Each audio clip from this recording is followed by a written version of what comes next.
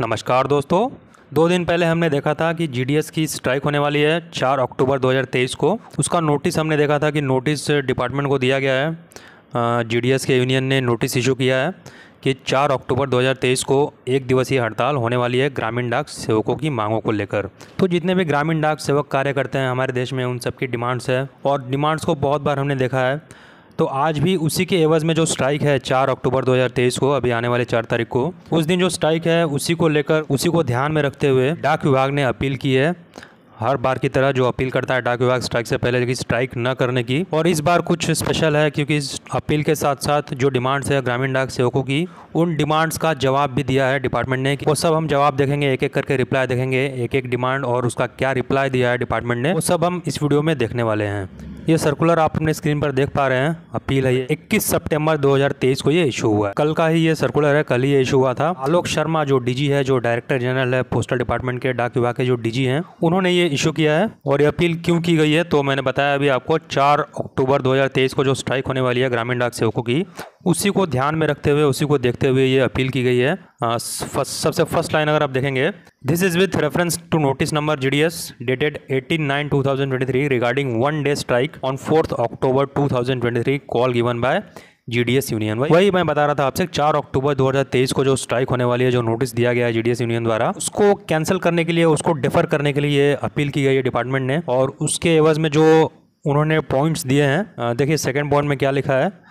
The charter of demands submitted by you have been examined by the department and action taken comments on your charter of demands are enclosed herewith। जो charter of demands पहले जो receive हुआ था department के पास, जो union ने दिया था, उसको कंसिडर किया गया है, डिपार्टमेंट ने कंसिडर किया है। उसका जो एक्शन टेकन रिपोर्ट है वो सब इस लेटर में इनक्लोज किया गया है। आप सभी उस चार्टर ऑफ डिमांड्स का जो रिप्लाई है वो पढ़ सकते हैं। और तीसरे पॉइंट में इन्होंने लिखा है, at this point of time when the country is making rapid economic progress and our department is also contributing to its through the work performed by you throughout the country, disruption in the work of the postal department will negatively affect the economic progress and image of the department will also be tarnished। समझाने की कोशिश की है कि देश उस stage पे है जब रैपिड इकोनॉमिक प्रोग्रेस कर रहा है हमारा देश, और उसमें जो डाक विभाग है उसका भी कंट्रीब्यूशन बहुत हो रहा है। लगातार जो काम जीडीएस लोग कर रहे हैं या फिर और भी जो डिपार्टमेंट के स्टाफ हैं वो भी कर रहे हैं, तो इन सबका जो कंट्रीब्यूशन है देश के विकास में, देश के इकोनॉमिक प्रोग्रेस में, वो बहुत ही फ़ायदेमंद रहा है। तो इस बीच ये स्ट्राइक करना ठीक नहीं होगा।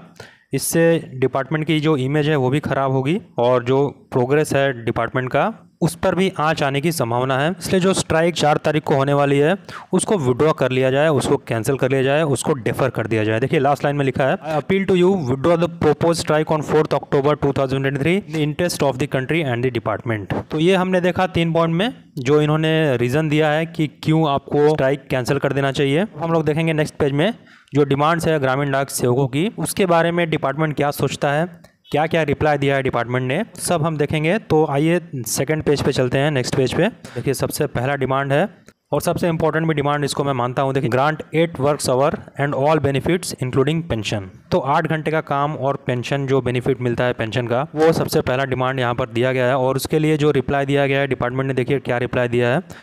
ग्रामीण Dak Sevaks are not part of the regular service, they work for a minimum of 4 hours and maximum 5 hours a day. मतलब इन्होंने लिखा है कि जो ग्रामीण डाक सेवक है वो रेगुलर सिविल सर्वेंट नहीं है। उनका जो ड्यूटी पीरियड होता है वो मिनिमम 4 आवर का और मैक्सिमम 5 आवर का ड्यूटी होता है। मतलब 4 और 5 घंटे की ड्यूटी होती है। और उनका जो वर्क है वो एक पार्ट टाइम जॉब है। देखिए यहाँ पर लिखा हुआ है clearly, their work is part time in nature.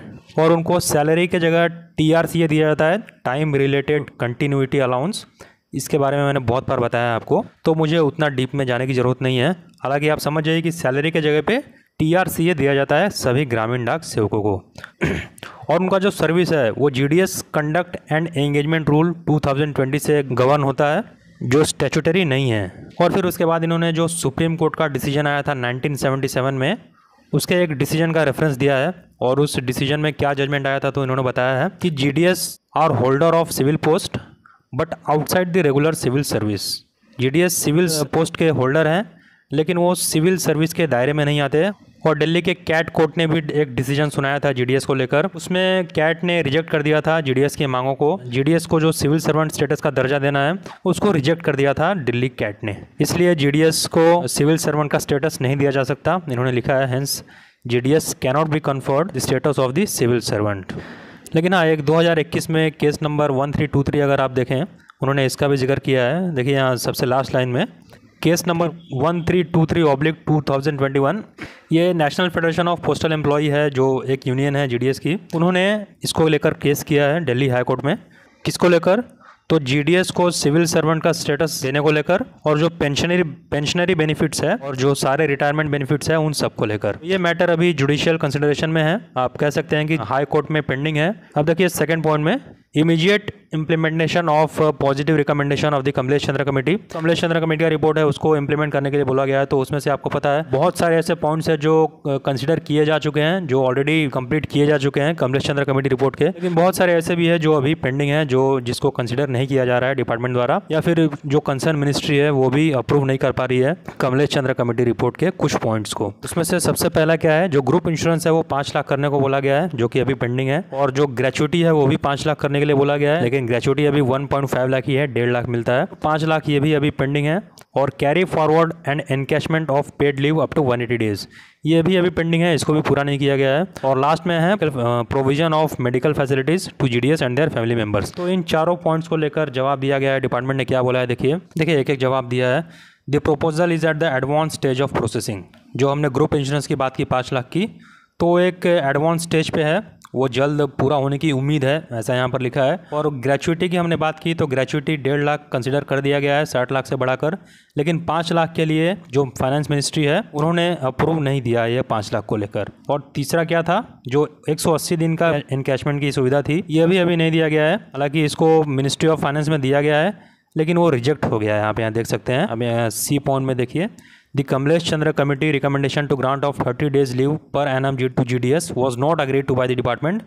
Further, a proposal of paid leave carry up to 180 days and encashment of leave was forwarded to Ministry of Finance, which was also rejected. तो ये वाला reject हो गया है ministry of finance से। और number D वाला देखिए, जो मेडिकल फैसिलिटीज़ की बात है, तो डिपार्टमेंट ने ESIC मेडिकल स्कीम को लेकर फाइनेंस मिनिस्ट्री के पास अप्रूवल के लिए भेजा था, लेकिन वहाँ पर ही इसको रिजेक्ट कर दिया गया है। तो इन चारों में से कोई भी पॉइंट्स अभी कंसिडर नहीं किया गया है, चारों पेंडिंग है। अब देखिए थर्ड पॉइंट में देखते हैं क्या है।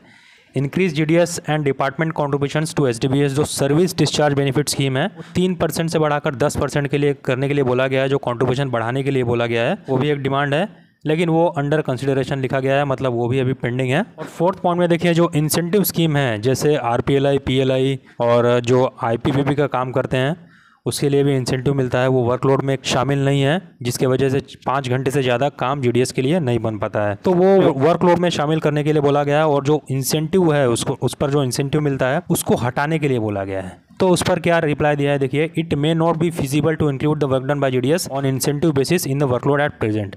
अभी मौजूदा जो स्थिति है उसको देखते हुए डिपार्टमेंट ने बोला है कि वो इंसेंटिव स्कीम ही रहेगी, उसको वर्कलोड में शामिल नहीं किया जा सकता, वो फिजिबल नहीं है। तो ये जो फोर्थ पॉइंट है ये भी अभी पेंडिंग है। नंबर 5 में देखिए क्या है, and all discrimination in granting annual increment and TRCA based on workload such as second TRCA to new recruit. जो भी जीडीएस भाई बहन होंगे उन्होंने पे स्लिप में देखा होगा, किसी का लेवल 1 में बनता है और किसी का लेवल 2 में बनता है, तो वो वर्कलोड के हिसाब से बनता है। तो उसको डिस्क्रिमिनेशन हटाने के लिए बोला गया है। उसका एक्सप्लेनेशन दिया है इन्होंने। Kamlesh Chandra Committee via para 10.31 recommends that the new entrants in the GDS will be level 1 with 4 hours duty and their further elevation to level 2 will be on the achievements of new revenue norms. तो जो joining करता है GDS उसको सबसे पहले level 1 में रखा जाता है, और उसके बाद जो उसके रेवेन्यू के नॉर्म्स होते हैं उसके हिसाब से अगर वो परफॉर्मेंस करे, बिजनेस में उसका ज़्यादा योगदान हो, तो उसके परफॉर्मेंस के हिसाब से, परफॉर्मेंस को देखते हुए उसको लेवल 2 पे लाया जाता है। ये छोटा सा एक्सप्लेनेशन दिया था इन्होंने। और नंबर 6 में देखिए, जो कंबाइंड ड्यूटी अलाउंस की हम बात करते हैं, वो भी बहुत जगह अभी नहीं मिल रहा है। जो ग्रामीण डाक सेवकों को एडिशनल काम कर रहे हैं, जो BPM के अलावा भी जो मेल डिलीवरी का काम करते हैं, ये BPM का भी काम कर रहे हैं, तो उनको कंबाइंड ड्यूटी अलाउंस अभी दिया नहीं जा रहा है।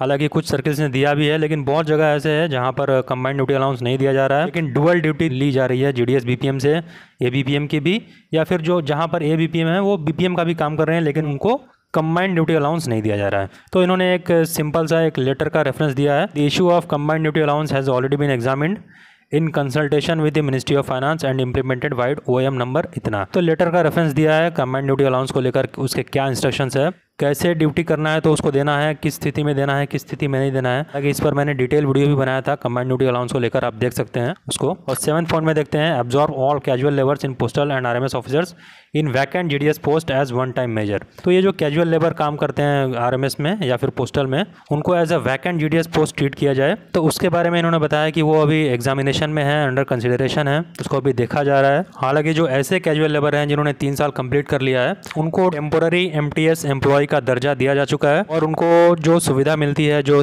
ग्रुप इंश्योरेंस की है, जीपीएफ की है, मेडिकल एड की है, इन सब का जो बेनिफिट्स है उनको दिया जा रहा है। 8th पॉइंट में देखिए, जो बिजनेस को लेकर जो हरासमेंट किया जाता है, जो प्रेशराइज किया जाता है काम को लेकर, बिजनेस बढ़ाने को लेकर, उसको बोला गया है कि उसको तत्काल प्रभाव से ख़त्म किया जाए। और आपको पता है कि सोशल मीडिया की जो ट्रेनिंग है, फेसबुक, इंस्टाग्राम वगैरह ये जो भी है, ट्विटर, इन सबको करने के लिए भी प्रेशराइज करने के लिए मना किया गया है। ये भी डिमांड्स है 8वें नंबर में। डिपार्टमेंट ऑफ पोस्ट ने जवाब दिया है कि 21/2/2023 को वीडियो कॉन्फ्रेंसिंग के माध्यम से बताया गया था सारे सर्किल को कि जो ग्रामीण डाक सेवक हैं उन पर किसी भी प्रकार का दबाव न बनाया जाए। अगर वो बिजनेस करते हैं तो ठीक है, अगर नहीं करते हैं तो उन पर दबाव बनाने की आवश्यकता नहीं है। वो जो ऐसे ड्यू कोर्स में जो काम कर रहे हैं उनको वही करने दिया जाए, ऐसा यहाँ पर बोला गया है। मतलब जो दबाव बनाते हैं, जो हरास करते हैं ग्रामीण डाक सेवकों को, उसको यहाँ पर मना किया गया है। पहले ही इंस्ट्रक्शन में 21/2/2023 को जो वीसी हुआ था उसका रेफरेंस दिया है इन्होंने। और जहाँ तक सोशल मीडिया की बात है, तो सोशल मीडिया की जो ट्रेनिंग है वो सबके लिए है, चाहे फिर वो डिपार्टमेंटल एम्प्लॉयज़ हो या फिर ग्रामीण डाक सेवक हो, उन सबको सोशल मीडिया की ट्रेनिंग करनी है। तो उसमें कोई दिक्कत होनी नहीं चाहिए, उसका कोई प्रेशराइज नहीं है, बहुत ही आसान ट्रेनिंग है, वो सबके लिए है। उसी का एक्सप्लेनेशन यहाँ पर दिया हुआ है। और देखिए 9th पॉइंट में जो अनुकंपा पर नियुक्ति की जाती है, उसमें जो जीडीएस के फैमिली है उसको प्रायोरिटी देने के लिए बोला गया है। अनुकंपा की नियुक्ति आपको पता है, अगर कोई डिसीज्ड जीडीएस है तो उसके फैमिली मेंबर हैं जो भी एलिजिबल हैं, उनकी तुरंत नियुक्ति की जानी चाहिए, ऐसा यहाँ पर बोला गया है। लेकिन उसके लिए भी बहुत टाइम लग जाता है। बहुत सारे ऐसे फैमिली मेंबर हैं जो परेशान हो जाते हैं, लेकिन उसके बावजूद उनकी नियुक्ति नहीं की जाती है समय पर। की भी जाती है तो 5 साल 10 साल लग जाते हैं उसकी नियुक्ति को लेकर। तो इसको थोड़ा सा ध्यान देने के लिए बोला गया है। तो डिपार्टमेंट ने जो जवाब दिया है उसको सुनिए। 14/6/2023 को एक लेटर इशू हुआ था अनुकंपा की नियुक्ति को लेकर। उसमें साफ साफ लिखा गया था कि जो भी फैमिली मेंबर एलिजिबल हैं उनकी तुरंत नियुक्ति की जाएगी। और उसमें मैरिड डॉटर भी शामिल है, तो शादीशुदा बेटियां हैं उनको भी इसमें शामिल कर लिया गया है। और सर्किल अगर ऐसा कुछ कोई लेट होता है इसमें तो उसका कोई वैलिड रीज़न होना चाहिए, अदरवाइज कोई लेट इसमें नहीं होना चाहिए। और सबसे लास्ट पॉइंट हम देखते हैं, withdraw the RICD device and provide laptops, printers and broadband network access to all branch office to enhance and expedite services।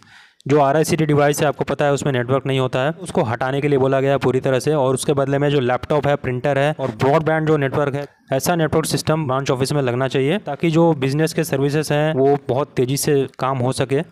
उसका जवाब है, the current RICD device are being withdrawn gradually after 30 सितंबर 2023। 30 सितंबर 2023 के बाद, 30 सितंबर 2023 के बाद जो RICD डिवाइस है इसको धीरे धीरे हटाया जा रहा है और 30 सितंबर के बाद इसको पूरा हटा लिया जाएगा। एंड्रॉयड मोबाइल है, इसके बदले में एंड्रॉयड मोबाइल दिया जाएगा। और इस महीने के अंत तक ऑल इंडिया में जो डिवाइस है एंड्रॉयड डिवाइस, ये सारे बीओ में बांट दिए जाएंगे। इसके अलावा आप देख सकते हैं, the matter regarding supply of tablets is under consideration. जो टैबलेट दिया जाना है ग्रामीण डाक सेवकों को वो भी अभी अंडर कंसिडरेशन है, तो इसके बदले में टैबलेट भी दिया जा सकता है। तो सारे डिमांड्स का एक एक रिप्लाई हमने देखा जो डिपार्टमेंट ने दिया है, और अपील की है कि जो स्ट्राइक होने वाली है 4 तारीख को, इसको अभी कैंसिल कर दिया जाए।